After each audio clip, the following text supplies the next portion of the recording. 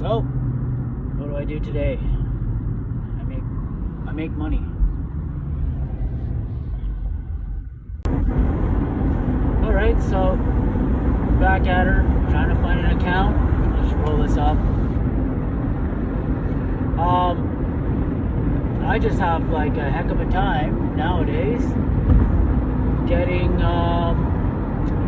work, getting a business happening. So now I'm traveling out of town to a nearby town, and word on the street is they don't really have anybody there that does what I do. So there is four dealerships I can see, and I'm gonna hit them up, see what happens. Okay, so I went to one account try, and I actually have two now. Three. Yeah, so I did one. They have something in-house. I might have mentioned that already. Stopped off at another place that normally I wouldn't do, but you gotta do what you gotta do. And stopped off at another place, another dealership, and they again have an in-house. So now I'm at another one, but manager is just left for lunch, so I could sit here and wait for an hour. I might take off and go to the other end of this town and try that one, but I was thinking, yeah, it's gonna be around lunchtime, so let's see what happens here. I'll decide. So still just deciding to sit here right by a loud highway. I'm kind of just having a moment thinking about the fact that I'm getting old and gray now. It's I wouldn't think that would make a difference, but it just seems like it's a little harder these days to get people to notice you, or kind of give you a shot at something. I mean, I even had a guy back in the winter there.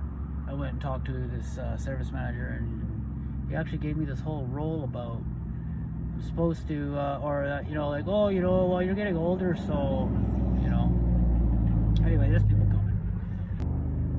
Said people have passed by. I feel really weird talking into a camera just to myself. Anyway, yeah, it just seems like a little bit weird. Like, I go in, I got the confidence, I'm saying my thing, I've done it a lot of years.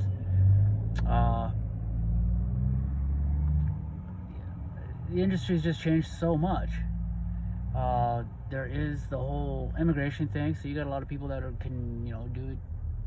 They're glad to make an extra $2 an hour to go take a 3-day training course. Big rig coming, probably gonna get loud.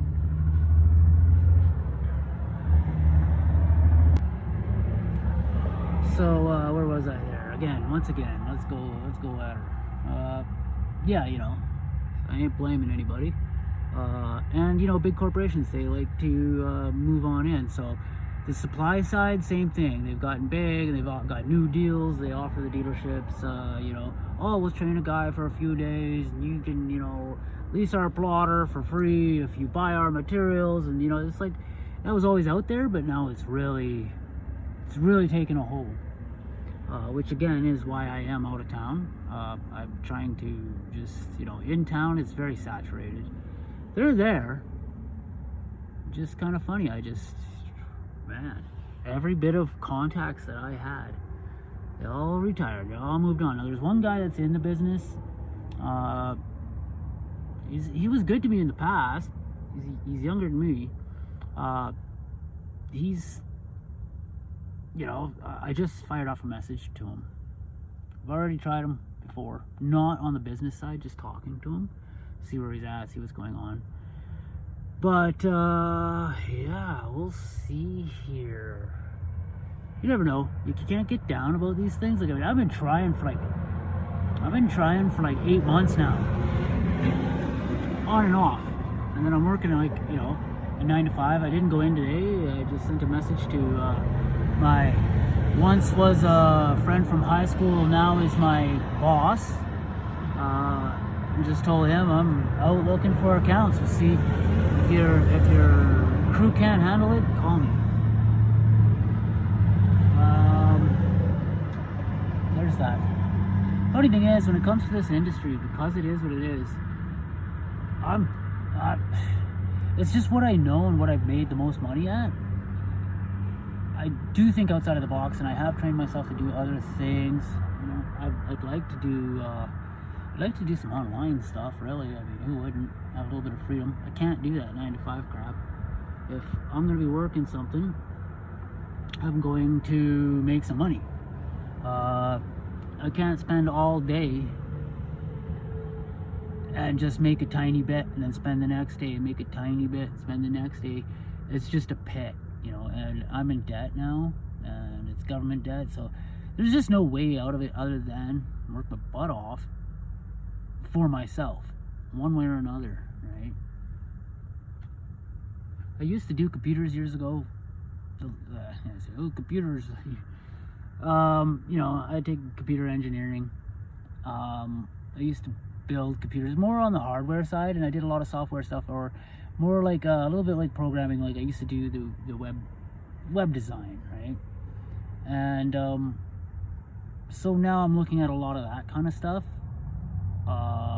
Again, things have changed tremendously, and we'll see if there's anything happens with that. The funny part about this situation is this. You know, I was just pounding the pavement in the winter, and like kind of in the fall, in the beginning of the winter, and it was like, you know, like things slow down, people's attitudes kind of change, you know, in these parts. I'm up in Alberta. You know, it's colder and whatnot, right? So I was like thinking, oh, you know, come spring, you know, come like summer, I'll get something up, you know. And the funny thing is, I wrote out the debt as long as I could, and by the time like spring hit, it was like I had to work in order to just live. So it's just funny timing, right? And then I'm like stuck there, right? Like, well, I don't want to be stuck like that. I really don't want to. I went a lot of years working for myself, and I just can't do that, right? I could do it, but I just don't see the point.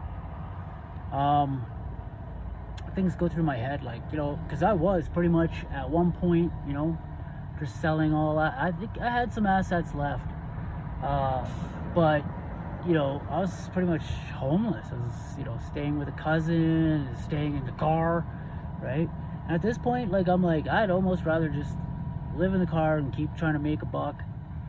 It's the debt that's really killer. Like the amount of interest I pay per month, and I wrapped that up pretty quick. And when it came to the tax debt, that was just as the business was going down due to all the changes in the industry. You know, it was like, oh, it'll turn around, and it just got higher.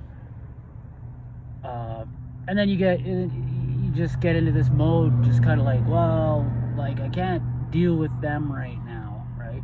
So then eventually, again, like it just hit this point, and I started talking to them, and then, you know, you file everything, and bam, penalties and interest, and I filed it all honestly, right? Like I wasn't like trying to cut corners and save myself something, which I'm sure a lot of people would do. I don't know. It's just, I just look at it like it's all just money, and when I get into the right position, I can pay it off. I've been in that position many years ago, before I started my business. You know, I had debts. I had a lot of debt. Not as much as now, but account for inflation, it's probably about the same. Either way, I ended up paying out of it once things got rolling, man. I ended up paying it off, making money, banking money. I was working a lot, but I was making really good money, and you know, got really used to that. And a lot of times, like, I remember going into stores and seeing like, you know, the clerk, and seeing the guy, and he's like 55 or something, and thinking, man, this guy's making like minimum wage. He's got to stand here all day. It's a nice day outside, you know, and man, I don't know. And I would think to myself, like, how could I give these people advice? And sometimes I would try to give them advice, but really, the truth is, like, even when I think back on it now, the truth is it's like, the way things worked for me in my business was, yeah, I made certain moves, but there was just like, things came together, you know? And it wasn't easy at first, right? It was slow. Then it just started coming together. So I'm just like, I'm even waiting for the slow part right now. I'm even waiting for that, just that foot in the door, right? And then, you know, hearing from somebody I used to know or whatever, like what happened before, and then, oh, this, you know, these people need this, they need that. And I moved through a couple of places because they just weren't for me, I wasn't for them. And then I found my footing, I found my place, and it was good. But now I look around and it's just, you know, I still look at it and I'm like, I look around and it's actually, there is money everywhere. All that money in the economy, and they are trying to pull it out right now. Like, that's how that works. When they start increasing the interest rates, and then the tax man starts grinding out hard. Like, I can't remember the term for it right now.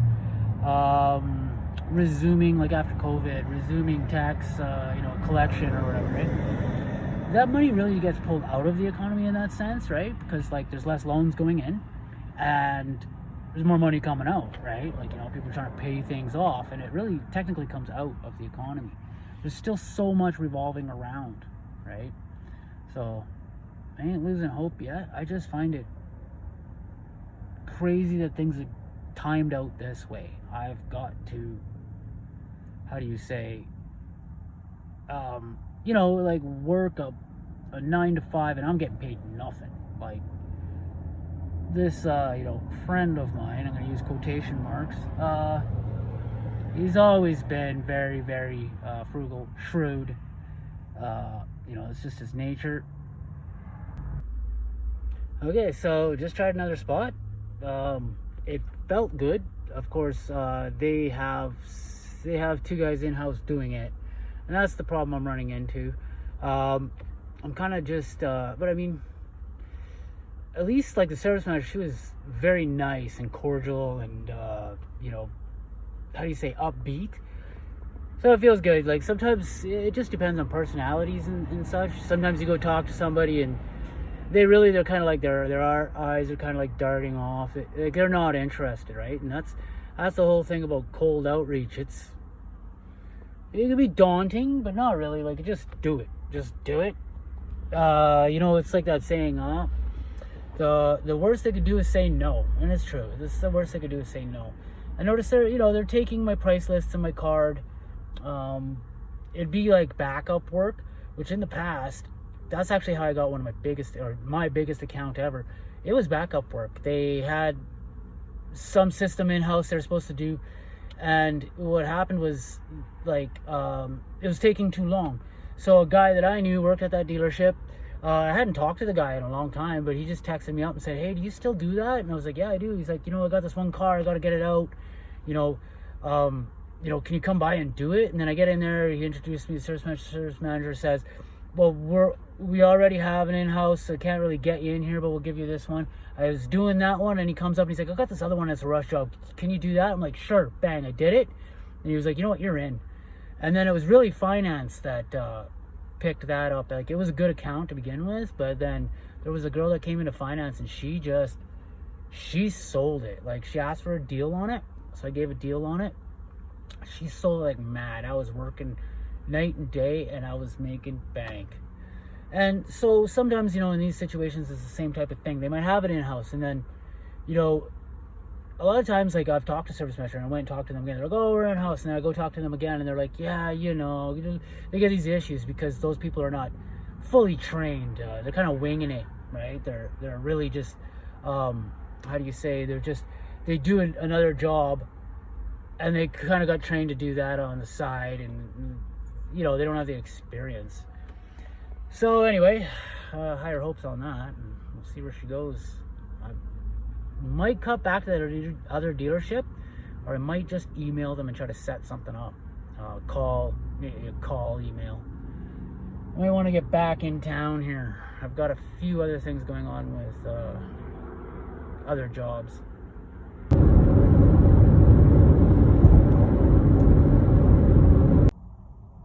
Okay, so I'm now came to another town just outside of mine. This is the town my good account was in. Again, the manager I want to talk to is on lunch, so I'm just gonna wait this one out. I did send these people an email a few months ago, 3-4 months ago, with a price list and outlining. So this will be like a follow-up, an in-person follow-up.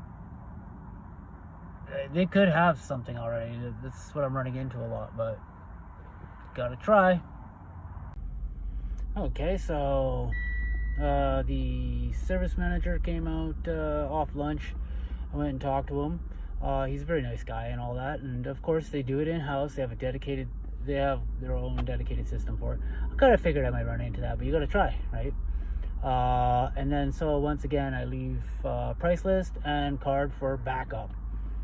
And I did explain to him, because we had a bit of a longer conversation, did explain to him that in the past, that's what's got me in, is that, I'm going to do a good job. I'm going to do it on time, like quick. So in the past, that's worked well with other dealerships. And we're just hoping that, I don't know, man, this industry has trained up a lot of people now. And so again, like he said it a couple times. He's like, it's just so much more cost effective for us to do it ourselves, which makes sense. It's just what it is. It used to be more of a service that, you're offering to them. They could not do it. They would even try bringing people in. It never worked well for them. But, over time, the companies that offer the materials and such, they've worked out how to, actually train people. And the fact that, like, before they would try to do a dedicated person, and that person would never, like, really work out. And the fact that they're using, like, usually a lot of times they're using people that are techs, like they're here to do the oil changes, the tire changes, all that kind of stuff. They give them the training course, and it gives them more work hours. And so the person isn't so much just dedicated to that. They're not going to quit, right? Because it's like they just got trained to just do that, and whatever, their personality didn't work out. Anyway, I'm gonna go talk to my friend here, see what I can work out with him on some stuff.